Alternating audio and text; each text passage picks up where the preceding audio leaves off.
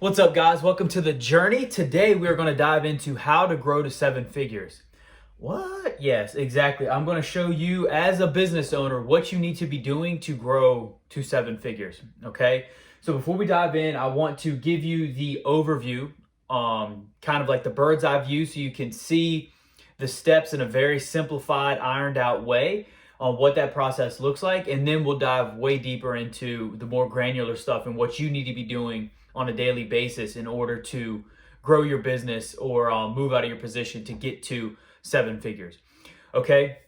And a lot of this is going to be very, there are a lot of granular details. So I do want to, if you're seeing this on video, I will be looking down sometimes just to refresh my memory. Okay.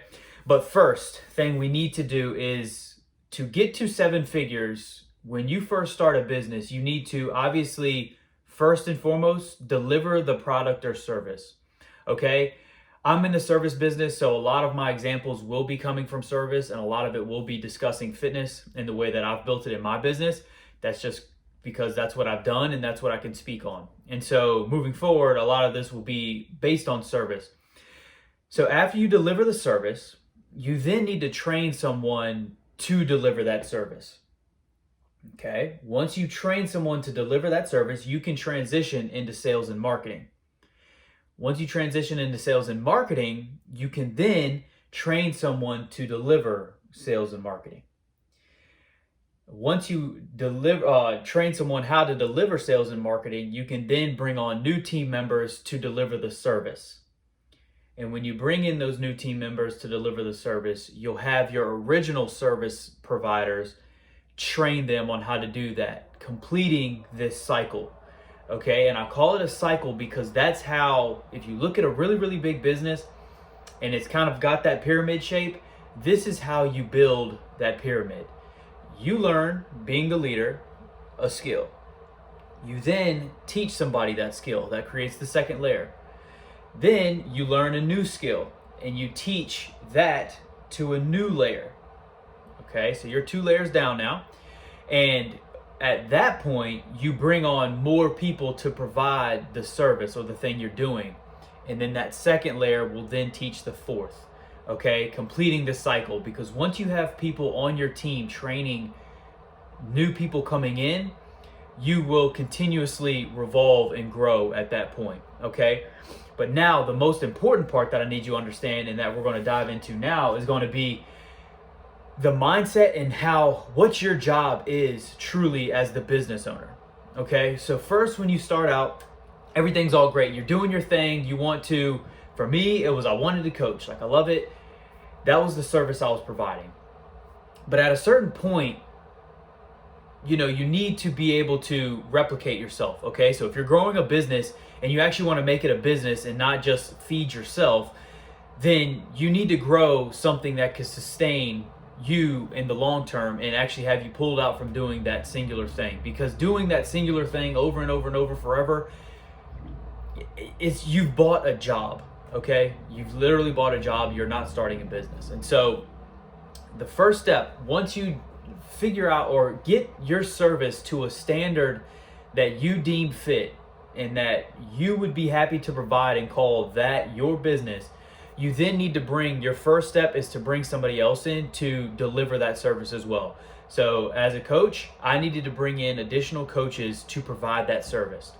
Okay, this is a big mental shift for most because your identity, especially for me, my identity was the coach. I was the guy that people went to learn about fitness and nutrition. And when I noticed that I needed to shift and bring somebody else in, I had to then shine the spotlight on them, allowing them to take the spotlight from me, and then in turn, they would be noticed or identified as the coaches.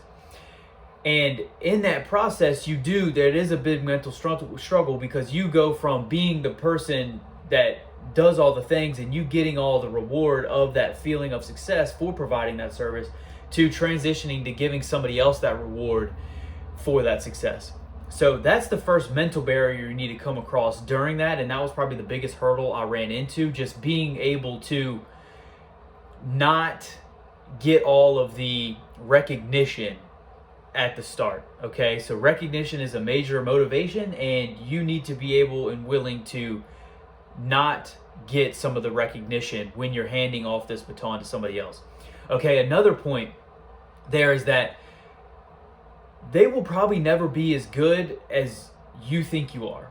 Okay, so you're going to be, if you're the leader, you're the one setting the standard, you're the one setting the golden bar, and most people will never get to the point where that is. But that simply comes with the nature of you being that person, the leader of this starting. Okay, and so you need to be comfortable with getting to a point that you deem is fit, and then being able to train someone up to a point that you deem is fit for the business. Okay, and that's going to be your first iteration of that. Your ability to train that person coming in to get as close to the service that you provide as they can. Okay, then once you've got somebody in that position helping you do the thing, give the service, provide the service, whatever that may be in your business, you then need to shift. Okay, I went from a coach to letting somebody else coach my clients to then diving way into sales and marketing. The reason being is because once you have two people in place providing the thing, that kind of sets a benchmark to where now you can transition into bringing in more clients and more customers. And you're never going to do that studying and continuing to progress in the field that you're in. Okay, again, I was coaching, me learning training techniques and periodization and all that stuff wasn't going to bring more members in and bring more clients in and teach me how to bring people in and then sign them up. Okay, so I needed to shift gears because I know the business needed that skill set. The business needed somebody in that seat. And me being the business owner, you must shift into that seat because nobody else will. Okay, so again, these are the mindset shifts that you need to go through in order to continue the business. If you get stuck in providing the thing and only thinking that will forever be your identity, you will always be stuck providing the thing. You will never be the business owner growing the business. Okay? And so, once you shift into sales and marketing, that's when you're going to learn how to bring people in. You need to learn how to feed the business. And then you need to learn how to sign people up in order to keep people in the business. Okay? And at that point, this is really where you can really start to see when you learn a new skill, you need to push it as far as you possibly can, learn as much as you possibly can, and you do not stop learning that skill until you get to a point where you're comfortable to where that's the business standard. Okay, and what I mean by that is, let's use the sales example. Well, it started with coaching. So you were able to stop moving that boulder forward as far as the coaching hat once it got to a point where you were able to teach somebody else to get to that point. Moving into sales and marketing and any skill set after that, you must dive in and implement those things in your business so deeply to the point where you hit a golden standard for yourself and what you deem fit for the business. And if you don't get to a point where you can provide that service or that skill set in that particular field for your business, you have not learned enough. Okay, so for marketing, I'm going to give you some numbers, and it's going to be very cut and dry because those are the black and white numbers that need the business to provide. So for us, for right now, at where we're at with just over 300 members, we need to feed the business by providing at least 35 to 40 new members a month. Okay, our conversion rate is between 35 and 40%. So let's just make it 35. And so if for every 35, conversion percentage, of how many leads come in. So for instance, if I need 35 members and I have a 35% conversion rate, that means I need to provide 100 new leads to the business every single month in order to sustain and grow and move forward on our goals as far as what we want to accomplish with our growth rate. So if I understand I need 100 leads, I need to get my marketing to the point where I can consistently bring in 100 new hand raisers to the business every single month. And if you don't know enough to do that for your business, In the beginning, it was much smaller. It may just be 10 or 20 leads a month. You need to get to that point, okay? And that's why this is also a moving target. So in the first few months of your business, you might only need to bring in 10 or 20. So your skill set might need to be a little less, because getting 10 to 20 people is not the same as getting 100 people. But understanding that that is the standard that you need for your business in order to grow, and that's where your skill set needs to be. So once you get to the point where you can get 100 members, then consistently 100 leads, then you can teach somebody else how you did that, and then they can run that system for you, okay? And the cycle continues. The same with sales. If we understand that there's a 35 to 40% conversion rate, which takes time because you had to be the first person to obtain a 35 to 40% closure rate. So you need to know all the skills. You'll learn all the skills along that way on how to nurture leads, how to bring in leads, the sales process, that whole sales system, in order to obtain a 35 to 40% close rate. Once you get to that point, you can then bring somebody else in to teach them how you did that, and then that can be the standard that they hit. So they're going to shoot for and strive for 35 to 40% close rate. This exact system on how you move to the next hat that the business needs, learning that skill, setting the standard, and then training somebody else on it, is the entire revolution of how you grow to a 7-figure business. This isn't, I know, like, this might not seem like the answer you want, but it is. As a system, this is how you grow a business, okay? And this is where everything comes in with the learning. So being a business owner, you need to be able to first understand the large picture on what makes a business. What are all the aspects, the sales, the marketing, the operations, the finances, the taxes, all of the things that make a business tick. Then you need to look at what the big businesses do so that you can model what a successful process looks like. How do they bring in new leads? How do they convert people? How do they keep people and not lose them? How do they fit their numbers as far as percentages on rent and operational expenses and things like that? Because once you can see how the model would be, then you can model that on a smaller scale. And that's all that you do when you're starting out. You look at a successful big business and then you model that on a small scale. So when you're starting, you need to provide the thing. Then you need to learn how to bring more people in. Then you need to learn how to sign those people up and keep them as customers, as paying customers.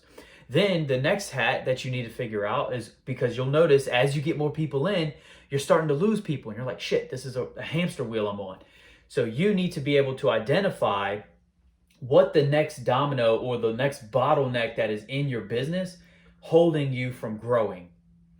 And as a business owner, you need to know what the system should look like in order to diagnose it in your own business. So this is why it's extremely important to, if you decide to become a business owner, you need to be willing to shift into business. You need to learn business. It's no longer about whatever you did in the beginning. If you want to be a small mom and pop shop, you can survive doing that over and over. But if you want to grow to $1 million, you need to understand what you're working towards and understanding what the business looks like. And then you can become very, very skilled at becoming a diagnoser of what is causing our issues, and then learning the skills and then implementing those things in the business so that it solves the problem, and then teaching somebody else how to do that and creating a system to where that will never happen again. Okay, because growing to 7 figures does not happen with one singular iteration. It happens with hundreds and hundreds and thousands of iterations and improvements over time, jacking a thing up and then putting a cinder block underneath it, jacking the business up, putting a cinder block underneath it, jacking it up, putting a cinder block underneath it. And those cinder blocks are your people. Those are your system. That's your team. Those are all the skills that you've learned and putting into action so that you can continue to learn the next skill. Because if you don't put something in place to implement what you've learned on a consistent basis, you will drop back down to that rung, and you will forever be stuck in that rung until you learn the skill and then put something in place to where that happens consistently over and over and over. Okay, so moving on to retention. If you notice that now you need to shift that hat. So now you've got people providing the service, you've got people doing the marketing, you've got people signing people up on full time.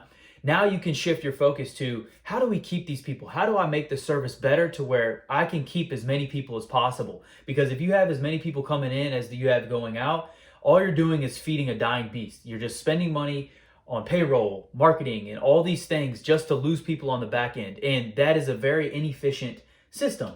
But the silver lining to that is, in business, all you need is a little bit. And then that's where a little bit above, to where you're bringing just enough more in than losing. And that's called your profit margin. And that's where you eat or don't eat, honestly. So the bigger you can make that margin, the better. So the whole game we're playing is, how much more can you make than you leave or like lose? Okay, so in retention, the whole goal is to keep as much as possible in the business and milk everything that you've done on the front end for as long as you can on the back end. So you need to learn how to keep people. You need to read retention books and how those systems work. But retention is kind of funny in the sense that it's very specific to your business. Okay, retention books, I've read a lot of them, and they will teach you different like ways and tactics to kind of fill the holes in your bucket.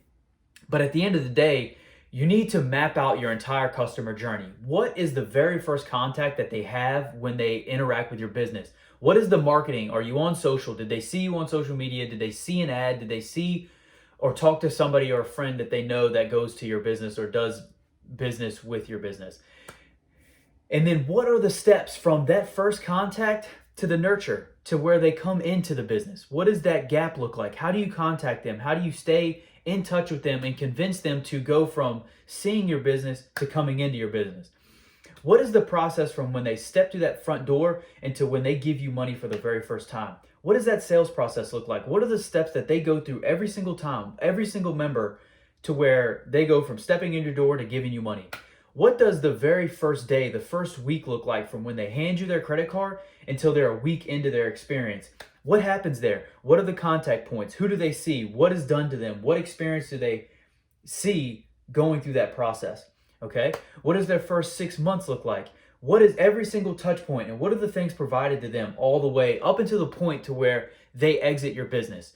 That entire process needs to be mapped out as granular as possible so that you can see a bird's eye view of what you provide. That is your business. Honestly, your customer journey is your business. And once you map that out, you can see specifically, where are you losing the most people? What is the biggest place where you have a hole in your bucket that you need to go in and provide? And this is where the skill set of a business owner comes in, because you need to first diagnose the issue and then find the root cause of that. So to lay this out, I'm going to give you an example of my business. We had a huge issue where we would have the first pass off from the acquisition manager and to the coach. Okay, so obviously we have someone who signs people up, and then we have the service providers, our coaches. There was a gap between, it was a sloppy handoff between it when it went from meeting with our acquisition manager to their first class. Okay, and that was a huge problem because the first impressions are everything. So once you get a bad first impression and that transition wasn't as clean as it could have been or should have been, you need to now dig out of the hole that was created from that sloppy first experience. Okay, and so we found that part was where we were running into a lot of issues. It just kind of put a bad taste in the mouth, and really it shifted from showering more experience to digging out of our first mistake in the first week, and that wasn't a good vibe. So that was the problem. But how do you fix that? So we found that upon further diagnosis, that it was in the transition from our scheduler. We were using multiple calendars, and there was a breakdown from one calendar, the acquisition manager's calendar, to the coach's calendar. So to fix that, we merged them all into one singular calendar, creating a much more seamless pass off to where it went from the acquisition manager to our coaches. And then that allowed for a good pass off, and it kept the experience neutral so that we weren't digging out of a hole. And so once we switched to one calendar, That system was redone to where now they don't enter on two separate calendars. We look at one central calendar and they all schedule on one calendar. Okay, and then that now increases the experience, and now that increases retention. So it's kind of like Inception. How many layers can you go down to find what's really going on in order to fix the overlying problem? So there's no magic button where I can just say, oh, go fix your retention. No, you need to dig in, lay out your customer journey, see where you're losing someone, and then dive in what's going on there. Find out where the issues are, and then diagnose that problem on what's causing that to occur. Then, once you figure out what's causing that to occur, you need to put in place, not one-offs, you need to put in a system to where that would continue to be fixed forever. Okay, if we were to go in there and to explain that, if I were to go in there and just say, now, you just need to remember, and try to hype them up every week, human error is always going to creep up. Okay, so those would be band-aids, and yes, it would get fixed and you could walk away for a second, but 3-4 weeks down the road, if you're not on top of that, that same exact issue is going to come up and arise. So you need to put in place that calendar was the system. It might not seem like a typical system or what you may envision a system.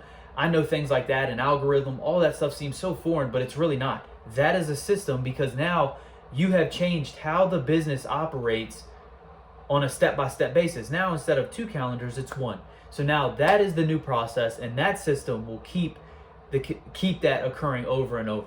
Okay, so do you see the difference between a one-off fix, reminders, please do better, motivational talks, compared to this is now how we do it, and that solves the problem, and as long as you do what you're supposed to do, that will continue to work over and over and over. Okay, so that's a system that was put in place that, while improving your calendar operations may not seem like a retention tool, but it is, because when you zoom out, that is truly what affects, that is how it ends up on the end user. Okay, so being able to dive into these things on a granular level and understand what's the problem is your job as the business owner. Okay, so if you, going back to the marketing, if you need 100 leads and your business isn't growing as fast as you need to, and you don't have enough money to hire somebody else to move into that position that you're in. So let's say I'm in the position hat right now trying to figure out, how to get more people. I've done it enough to where I think I'm ready, but I don't have the money to hire somebody else.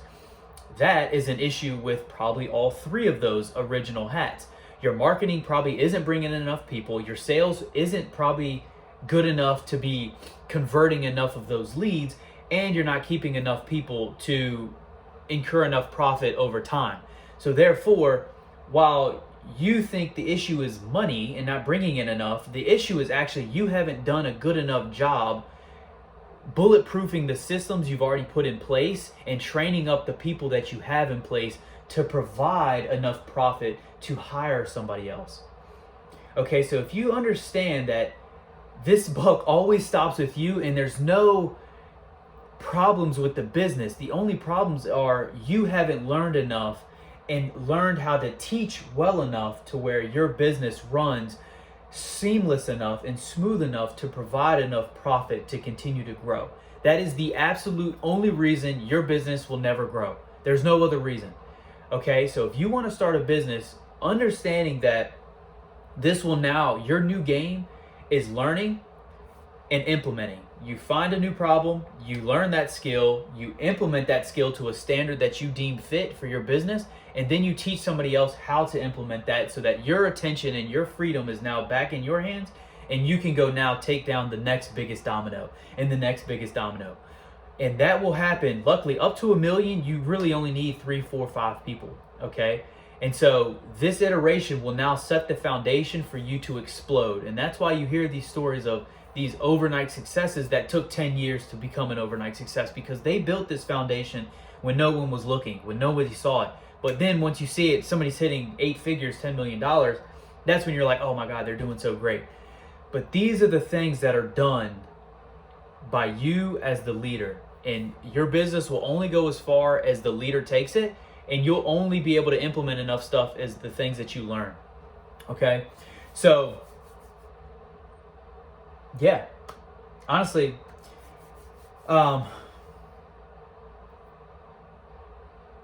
Yeah, straight up, just find a problem, learn how to solve it, and then that will make you more valuable and that will move you forward. Okay, so if you find that maybe you don't want to start a business, you're in a position and you haven't got a raise or you're not moving up in that position, then you have failed to learn a skill to make you more valuable. The same way a business owner is valuable to their business, a team member is valuable to their team.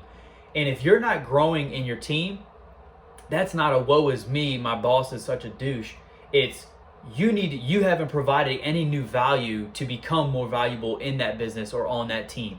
Okay? And that's where it becomes very simple and straightforward. Are you learning things to become more valuable, to deserve a higher pay, to deserve a higher position, to deserve to get to 7 figures?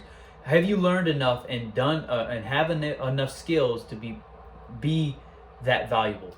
If not, then you're not learning quick enough and you need to go find a new skill, find a problem, solve that problem, and then provide that value. And in turn, you would be able to move forward and progress. Okay, so any stagnation that you feel, don't blame anyone else. Take that back into your own hands because, again, freedom equals responsibility. So take that responsibility back, put it in yourself, and then learn something new. And then you will break through that stagnation.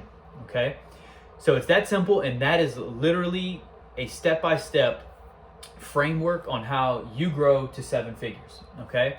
So I hope that got you fired up. I hope you learned a little bit, and I hope you found value in that. Appreciate you. Later.